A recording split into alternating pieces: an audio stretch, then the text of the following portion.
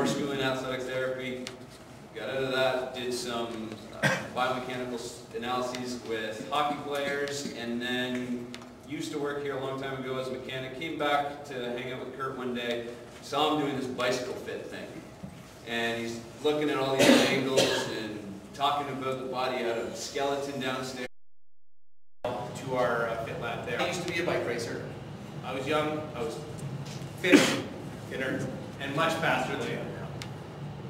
And it hurt to ride my bike. Excruciating pain. In fact, I gave up racing because it hurt too much. My bike was too big, my stem was too low, my stem was too long.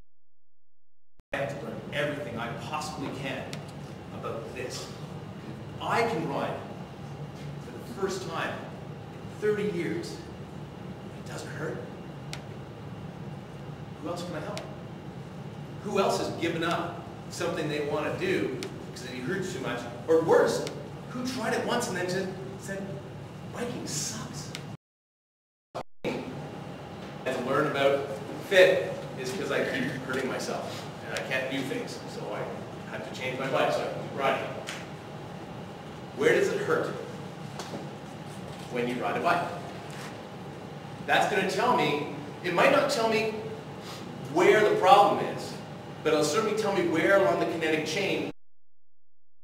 Weeks ago, I think it was, I was doing fit on someone who's been riding for a really, really long time in a saddle that is nowhere near the right size. And he does the coolest thing I've ever seen. He sits like this. He just says, okay, if I can't have both my sit bones, I'm just going to take one of them. And I'm going to sit right here. So, assessment. What do I look at in assessment? So we've done the interview, we figured out what we want to do. So we have to determine some pretty basic facts about your client, about you guys. We want to look at range of motion. I was doing a fit on a... So that when I take you off the table, off the floor, onto the bike, I actually have concrete numbers of what your body can do. It's not just a guess, it's not just, well, you look like this here, so we'll put you in this position. It's actually empirical data from what we actually take of you, actually on the table. So that's what makes it that much. The bike is going to be set up for you individually. Each and every single bike fit that we do is individual for each person.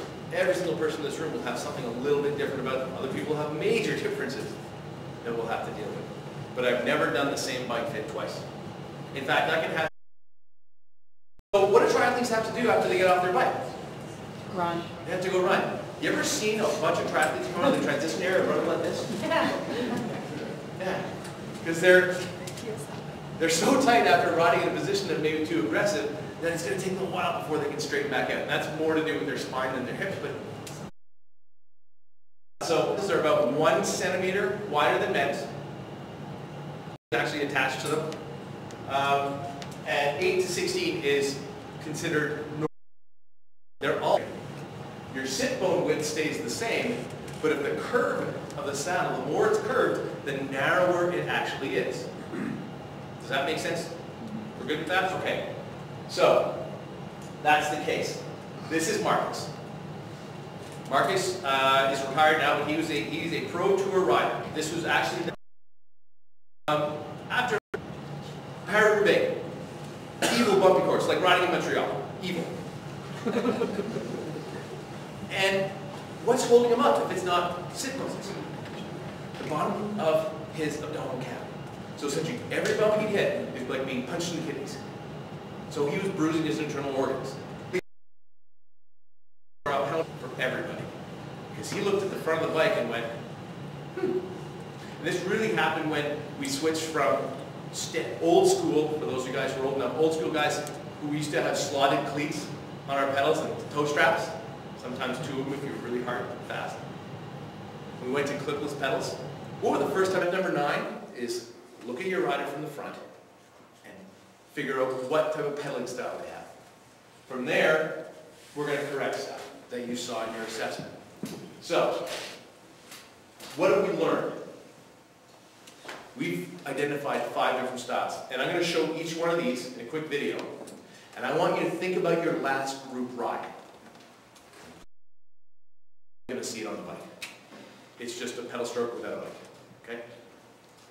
The next one we see is a Varus knee. Knees that stay outside of the hip and the feet throughout the whole pedal stroke. Okay? Have we ever seen this guy riding a bike? Or girl, for that matter. All right, yeah.